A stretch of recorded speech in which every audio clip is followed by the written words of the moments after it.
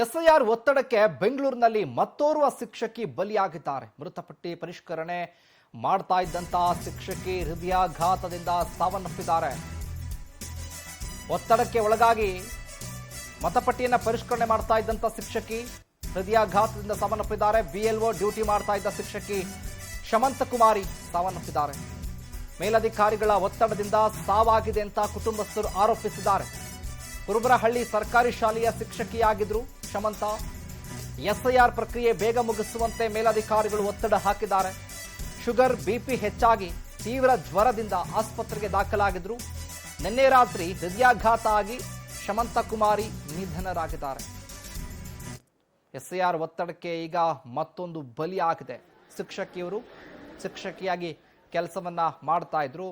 ಯಾವಾಗ ರಾಜ್ಯಾದ್ಯಂತ ಎಸ್ಐಆರ್ ಪ್ರಕ್ರಿಯೆ ಶುರುವಾಯಿತೋ ಇವ್ರನ್ನೂ ಕೂಡ ಎಸ್ಐಆರ್ ಪ್ರಕ್ರಿಯೆ ಮಾಡೋದಕ್ಕೆ ಇವ್ರನ್ನೂ ಕೂಡ ನೇಮಕ ಮಾಡಿದ್ರು. ಹಾಗಾಗಿ ಒತ್ತಡಕ್ಕೆ ಬಿಪಿ ಶುಗರ್ ಹೆಚ್ಚಾಗಿ ಆಸ್ಪತ್ರೆ ಸೇರ್ಕೊಂಡಿದ್ರು. ಚಿಕಿತ್ಸೆ ಕೂಡ ಪಡ್ಕೊಳ್ತಾ ಇದ್ರು. ಚಿಕಿತ್ಸೆ ಫಲಕಾರಿಯಾಗದೆ ಸಾವನ್ನಪ್ಪಿದ್ದಾರೆ.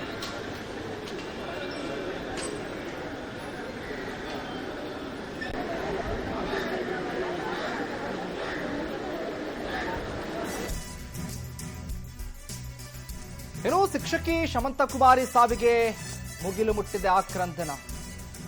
ಶಾಲೆಯಿಂದ ಶಿಕ್ಷಕಿಯ ಮನೆ ಬಳಿ ಬಂದು ವಿದ್ಯಾರ್ಥಿಗಳು ಕಣ್ಣೀರನ್ನ ಹಾಕಿದ್ದಾರೆ.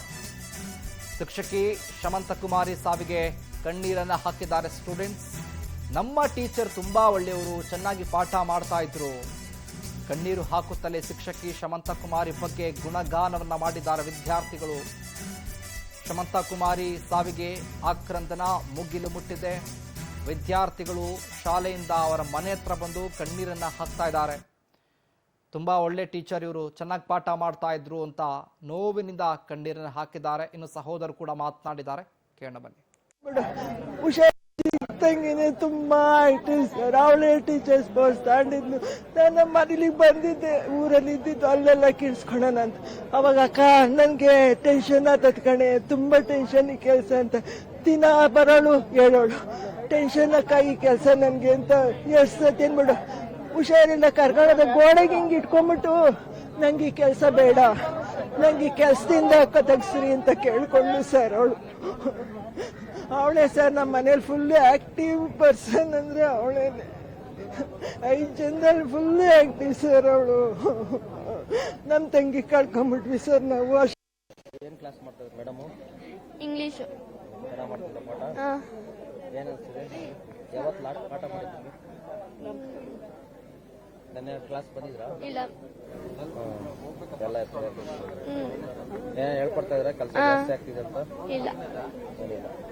ಚೆನ್ನಾಗಿ ಮಾಡ್ತಿದ್ರ? ಚೆನ್ನಾಗಿ ಪಾಠ ಮಾಡ್ತಿದ್ರು, ಯಾರಿಗೂ ಹೊಡಿತಿರ್ಲಿಲ್ಲ, ಎಲ್ಲರ ಹತ್ರ ಕ್ಲೋಸ್ ಇದ್ರು.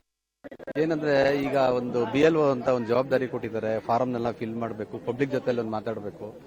ಏನಾಗುತ್ತೆ, ಗಂಡು ಮಕ್ಕಳು ಟೀಚರ್ಗಳಿಗಾದ್ರೆ ಅಷ್ಟೊಂದು ಪ್ರೆಷರ್ ಇರಲ್ಲ. ಹೆಣ್ಮಕ್ಳಿಗೆ ಏನಾಗ್ತಿದೆ, ಮನೇಲಿ ಸಂಸಾರ ನೋಡ್ಬೇಕು, ಮಕ್ಕಳಿಗೆ ಊಟ ತಿಂಡಿ ನೋಡ್ಬೇಕು, ಜೊತೆಲಿ ಶಾಲೆಯದ ಆಗು ಹೋಗುಗಳನ್ನೆಲ್ಲ ರೆಕಾರ್ಡ್ ಮಾಡಬೇಕು. ಅದ್ರ ಜೊತೆಲಿ ಹೊಸದಾಗಿ ಪಬ್ಲಿಕ್ ಜೊತೆಲಿ ಕಮ್ಯುನಿಕೇಟ್ ಮಾಡಿ ಫಾರಂ ಫಿಲ್ ಮಾಡಿ ಅಪ್ಲೋಡ್ ಮಾಡಬೇಕು. ಈ ಒಂದು ಪ್ರೆಷರ್ ಅವ್ರಿಗೆ ತಡ್ಕೊಳಕ್ ಆಗ್ತಾ ಇರಲಿಲ್ಲ. ಈಗ ಇದು ಟಾರ್ಗೆಟ್ಗಳು ಬೇರೆ, ಇವತ್ತು ಇಷ್ಟು ಮಾಡಿ, ಇವತ್ತು ಇಷ್ಟು ಫಾರಂ ಫಿಲ್ ಮಾಡಿ, ಅಷ್ಟು ಫಾರಂ